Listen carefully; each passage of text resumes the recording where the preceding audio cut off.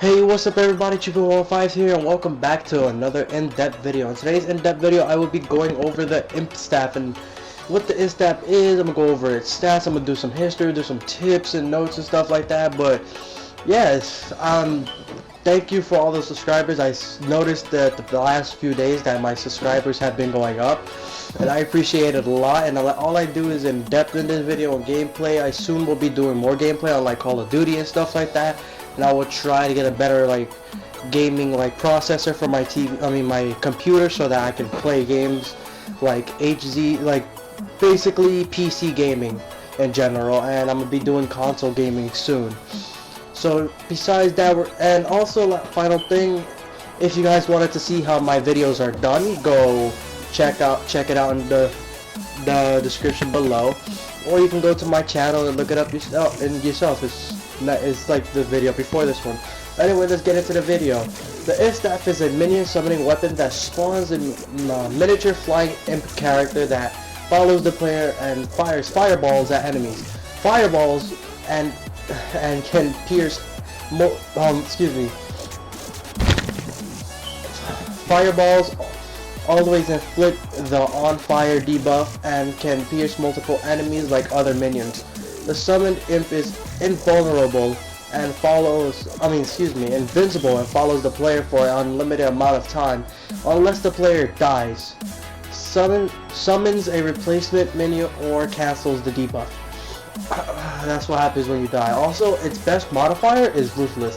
The Mythical modifier provides the widest area of set bonuses, but these primarily affect the intel summoning rather than the resolution minion.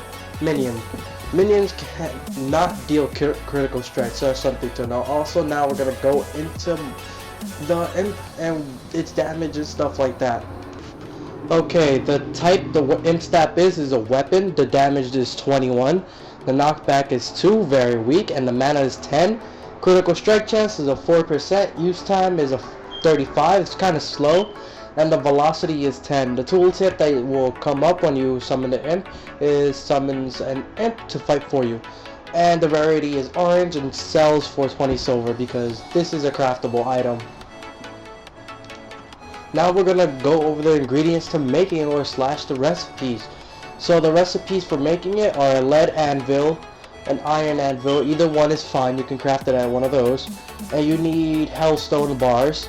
You're gonna need about 17, and an imp staff. And then it makes the imp staff. That's pretty much it. Okay, now we're gonna go over some stuff that you guys need to know. Relative to other minions, the imp behavior is somewhat erratic.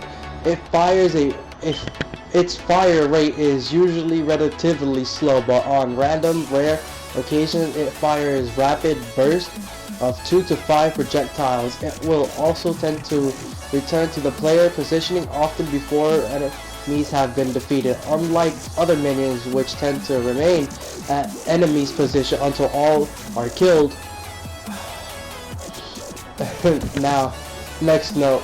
While the imp can fly through water, its fireball projectiles cannot travel through water, so yeah.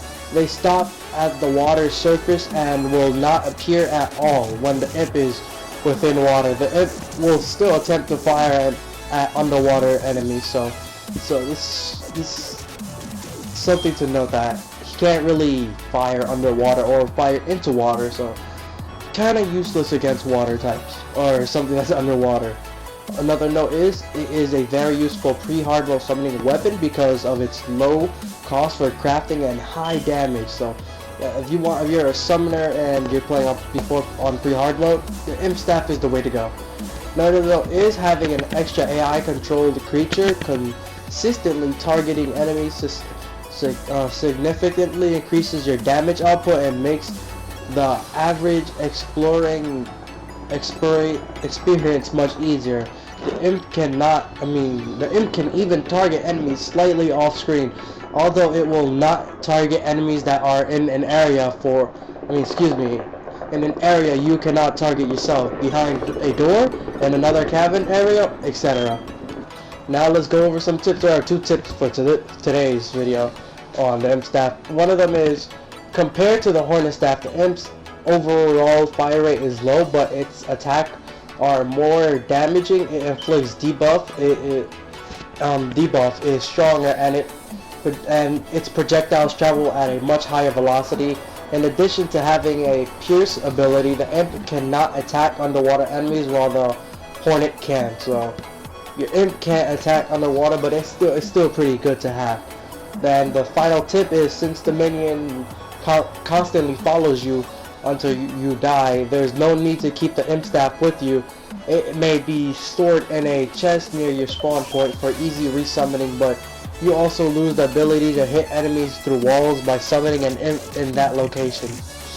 That's it for the notes, and finally we're going to move on to some history. And there's only 2 history updates.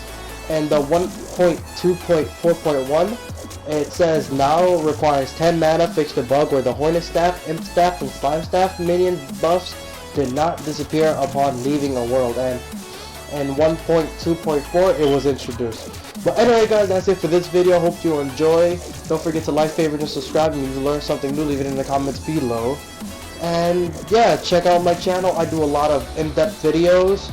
Next in-depth video, I will be probably doing some more pre-hard mode stuff, so I won't go into more like staffs. But if I do go past pre-hard mode, the nenext staff I will probably be doing is the spider staff, and that's one of my favorite staffs during pre-hard mode. But anyway guys, that's it for this video. I'm Chupi115, and I'm out. Peace!